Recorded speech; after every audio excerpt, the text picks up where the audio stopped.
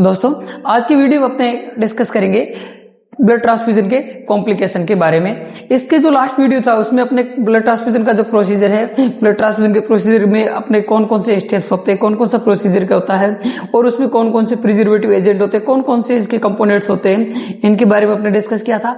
आज की वीडियो में अपने डिस्कस करेंगे कि ब्लड ट्रांसफ्यूजन है, इनके कॉम्प्लिकेशन कौन कौन से होते हैं। हाँ दोस्तों, जब अपन किसी भी पेशेंट को ब्लड ट्रांसफ्यूजन करते हैं तो ब्लड ट्रांसफ्यूजन के साथ बहुत सारे कॉम्प्लेन है वो देखने को मिल सकते हैं। इसीलिए अपन क्या करते हैं, ब्लड ट्रांसफ्यूजन के प्रोसीजर से पहले अपन पेशेंट से क्या करते हैं, कंसेंट लेके रखते हैं।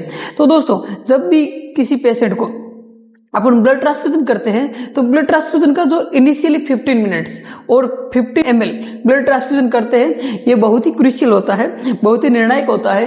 क्योंकि अगर इनिशियली जब फ्लो इन्फ्यूज किया जाता है, क्योंकि इस टाइम पे अगर कोई भी हीमोलाइटिक या एलर्जिक रिएक्शन वगैरह होती है तो अपन को इजी आइडेंटिफाई है, कोई भी कंप्लेन है, कॉम्प्लिकेशन है अगर अराइज हो रहा है तो अपन इसको इजी आइडेंटिफाई कर सके और अपन बेटर क्या कर सके, उसका हेल्थ असेस कर सके और उसका बेटर मैनेजमेंट कर सकते।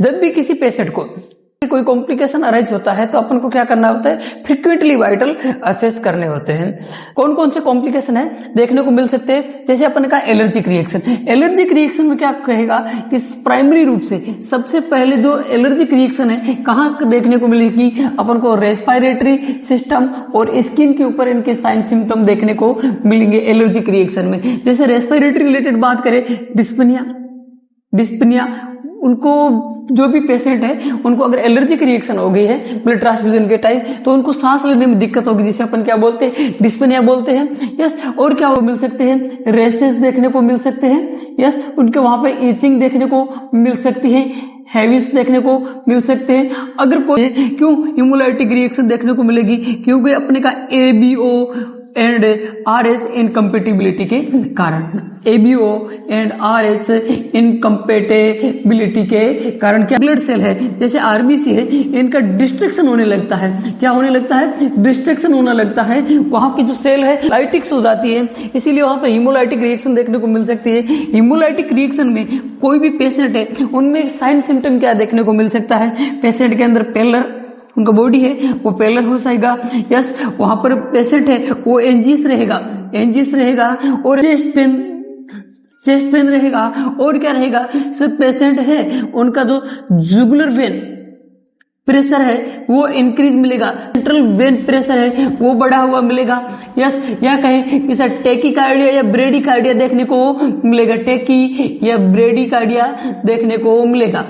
कोई भी पेशेंट है यस, अगर ने उसको ब्लड ट्रांसफ्यूजन किया है, ब्लड ट्रांसफ्यूजन के कारण क्या होगी, हीमोलाइटिक रिएक्शन हुई है। हीमोलाइटिक रिएक्शन क्यों हुई, क्योंकि एबीओ और आरएच इनकम्पेटिबिलिटी के कारण हुआ, जिसके कारण क्या होता है, जो वहां की सेल है वो उनका डिस्ट्रक्शन हो जाता है। इसके कारण पेशेंट के अंदर क्या साइन सिम्टम मिलेंगे कि पेशेंट पेलर हो, एंजियस है, चेस्ट पेन है, जुगुलर वेन प्रेशर है उनका वो बढ़ा हुआ देखने को मिल सकता है, सेंट्रल वेन प्रेशर है वो बढ़ा हुआ देखने को मिल सकता है, टेकीकार्डिया, ब्रेडीकार्डिया, ये सारे साइन सिम्टम क्या है किसी भी पेशेंट के जो हीमोलाइटिक कंडीशन हुई है उनमें देखने को मिल सकता है। एलर्जिक और हीमोलाइटिक रिएक्शन में हमेशा क्या किया जाता है कि जो ब्लड ट्रांसफ्यूजन होता है उनको स्टॉप किया जाता है, जबकि अदर में क्या किया जाता है, स्लो किया जाता है। जब भी अपन क्या करेंगे, ब्लड ट्रांसफ्यूजन को स्टॉप करेंगे तो क्या करेंगे, एनएस चढ़ाएंगे, पेशेंट को क्या चढ़ाएंगे, और क्यों करेंगे, क्योंकि कैनुला है वो प्रॉपर वर्किंग कंडीशन में रहे, कैनुला के अंदर कोई ब्लॉकेज वगैरह रहा है। क्या किया था, ब्लड ट्रांसफ्यूजन कर रहे थे, ब्लड ट्रांसफ्यूजन में पेशेंट है, पेशेंट के ऊपर क्या हो गया है कि सर फ्लूइड वॉल्यूम था, फ्लूइड वॉल्यूम ओवरलोड होने के कारण वहां पे पेशेंट है, पेशेंट को क्या हो जाएगा, कार्डियक ओवरलोड, क्या हो जाएगा, कार्डियक ओवरलोड हो जाएगा। जैसे अपन ने कहा था, जैसे अपन ब्लड ट्रांसफ्यूजन करते थे उसमें होल ब्लड की अगर बात करें तो उसमें अपन ने कहा था 1 to 4 आवर्स का टाइम लेते थे, टाइमिंग था 1 घंटे से कम लग गया है, कर लिया है, उनको जो टाइम था 1 घंटे से पहले ही उनको खत्म कर दिया है। यस, अब तो उसके कारण क्या हो जाएगा, फ्लूइड वॉल्यूम ओवरलोड हो जाएगा, ये कार्डियक के ऊपर जाके ओवरलोड एक्टिविटी करेगा। जब भी किसी पेशेंट के अंदर कार्डियक ओवरलोड करेगा तो पेशेंट को क्या होगा, सर डिस्पनिया रहेगा। यस, पेशेंट है उनमें टेकीकार्डिया, हाइपरटेंशन से रिलेटेड अपन को साइन सिम्टम मिलेंगे। किस पेशेंट है, पेशेंट का कार्डियक ओवरलोड हो गया है, इस कंडीशन में अपना मैनेजमेंट क्या रहेगा, प्रायोरिटी की बेसिस पे सबसे पहले पेशेंट को क्या करना है, सिटिंग पोजीशन में लेना है। कौन सी सिटिंग पोजीशन देंगे, अपराइट पोजीशन। कौन सी पोजीशन देंगे? अपराइट पोजीशन जब पेशेंट को देंगे तो वहां पर उनका कार्डिक ओवरलोड है कम हो जाता है, कार्डिक जो ओवरलोड है वो क्या हो जाता है अपराइट पोजीशन में कम हो जाता है। इसके बाद क्या करेंगे, जो फिजिशियन है फिजिशियन को क्या करेंगे, इन्फॉर्म करेंगे, क्या करेंगे, फिजिशियन को इन्फॉर्म करेंगे। इसके बाद क्या कर सकते हैं सर, फ्रूसेमाइड वगैरह है, टेबलेट है डायूरेटिक्स की, ये फ्लूइड वॉल्यूम है उसको एक्सेट आउट करने के लिए अपन क्या कर देंगे, कार्डिक ओवरलोड को कम करने के लिए अपन फ्रूसेमाइड देंगे। नेक्स्ट अपना कॉम्प्लिकेशन है सेप्टिसीमिया। सेप्टिसीमिया मतलब ब्लड के अंदर जो बैक्टीरिया है वो ग्रोथ होने लगे हैं। ब्लड है, ब्लड के अंदर क्या हो गया है, बैक्टीरिया ग्रोथ होने लगे हैं। क्यों? क्योंकि अपने जो ब्लड ट्रांसफ्यूजन करते हैं, ब्लड ट्रांसफ्यूजन के अंदर जो टेक्निक यूज होते हैं वो होती है सर्जिकल एसेप्टिक टेक्निक का यूज किया जाता है। अपने जो ब्लड ट्रांसफ्यूजन करते हैं, ब्लड ट्रांसफ्यूजन के अंदर जो टेक्निक यूज होती है वो टेक्निक कौन सी रहती है, सर्जिकल एसेप्टिक टेक्निक। ये जो एसेप्टिक टेक्निक थी ये अपन ने सही ढंग से नहीं किया है, फेल हो गए हैं। या अपन ने क्या किया था, जब ब्लड ट्रांसफ्यूजन किया था तो क्या किया था, प्रिजर्वेटिव एजेंट मिलाए थे। क्या मिलाए थे, प्रिजर्वेटिव एजेंट, जिसमें अपन ने कहा डेक्सट्रोज, क्या है डेक्सट्रोज। और जो ब्लड ट्रांसफ्यूजन अपन कर रहे थे उनका टाइम ड्यूरेशन कितना था, 1 to 4 आवर्स। अगर जो अपन इन्फ्यूज कर रहे हैं, इन्फ्यूजिंग में मोर देन 4 आवर्स लग गए, जो 4 घंटे से ज्यादा टाइमिंग लग गया है, तो वहां पर जो प्रिजर्वेटिव के रूप में अपने डेक्सट्रोज ऐड किया था, ये डेक्सट्रोज क्या करा सकता है कि उनके अंदर बैक्टीरिया का और ग्रोथ करा सकता है। बैक्टीरिया है, बैक्टीरिया की ग्रोथ करा सकता है। अगर बैक्टीरिया की ग्रोथ कराएगा ब्लड के अंदर, उसे अपन क्या बोलते हैं, सेप्टिसीमिया। ट्रांसमिशन कौन सी कॉम्प्लिकेशन है, डिजीज ट्रांसमिशन। क्या एड्स, एड्स है, जॉइंडिस है, जॉइंडिस है, हेपेटाइटिस सी, मोस्ट कॉमन यही होता है ब्लड ट्रांसफ्यूजन के कारण। Yes, hepatitis C and hepatitis B. Complication है हाइपोथर्मिया।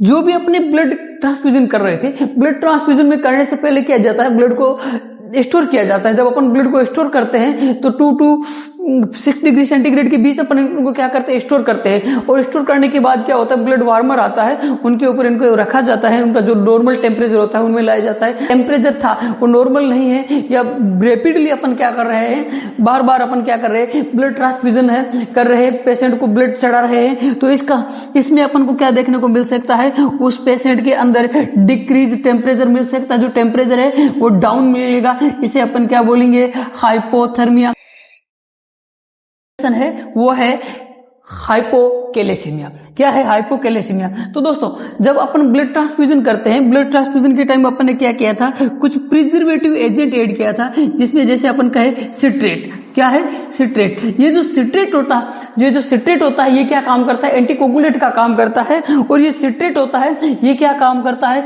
हाइपोकैलेसीमिया कराता है। क्या कराता है, हाइपोकैलेसीमिया। कैल्शियम का लेवल है वो सीरम के अंदर क्या कर देता है, डाउन कर देता है। कैसे?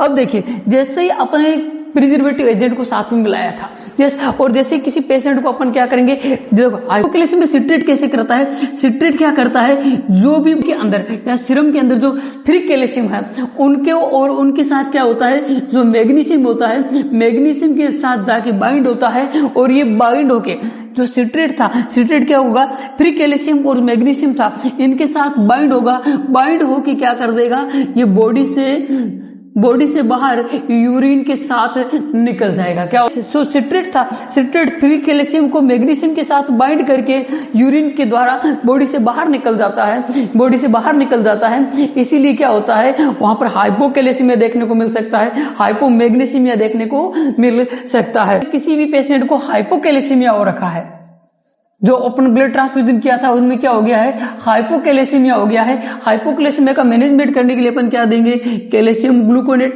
क्या देंगे, कैल्शियम ग्लूकोनेट। क्या देंगे, कैल्शियम ग्लूकोनेट। या ओल्ड ब्लड के कारण मिलेगा, ओल्ड ब्लड के कारण मिलेगा। क्यों मिलेगा, क्यों, अपन ने कहा जो आरबीसी होता है इसका लाइफ स्पैन 120 डेज होता है। अगर जो ओल्ड आरबीसी है वो ज्यादा संख्या में डिस्ट्रक्शन होगी, अगर ज्यादा संख्या में डिस्ट्रक्शन होगी तो ज्यादा पोटेशियम का निर्माण करेगी। अगर पोटेशियम निर्माण करेगी, अपन ब्लड ट्रांसफ्यूजन ओल्ड ब्लड चढ़ाएंगे तो हाइपर कैलेमिया देखने को मिलेगा। अब इनका हाइपर कैलेमिया का मैनेजमेंट करने के लिए अपन क्या देते हैं, क्रिग्सलेट देते हैं। क्या देते हैं, क्रिग्सलेट देते हैं। यस, नेक्स्ट अपने आयरन टॉक्सिसिटी। क्या है, आयरन टॉक्सिसिटी।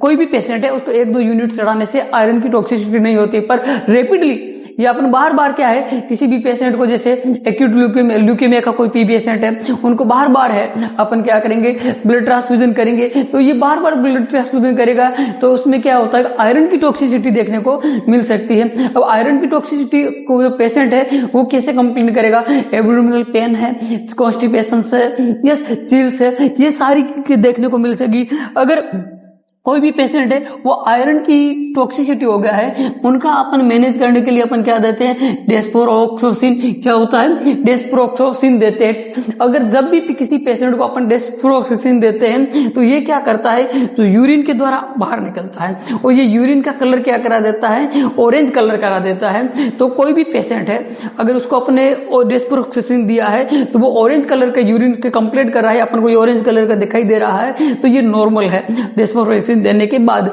यस एक और टेबलेट अपन देते थे जिसमें ऑरेंज कलर यूरिन करा देता था, याद करिए एंटी ट्यूबरकुलोसिस की रिफाम्पिसिन।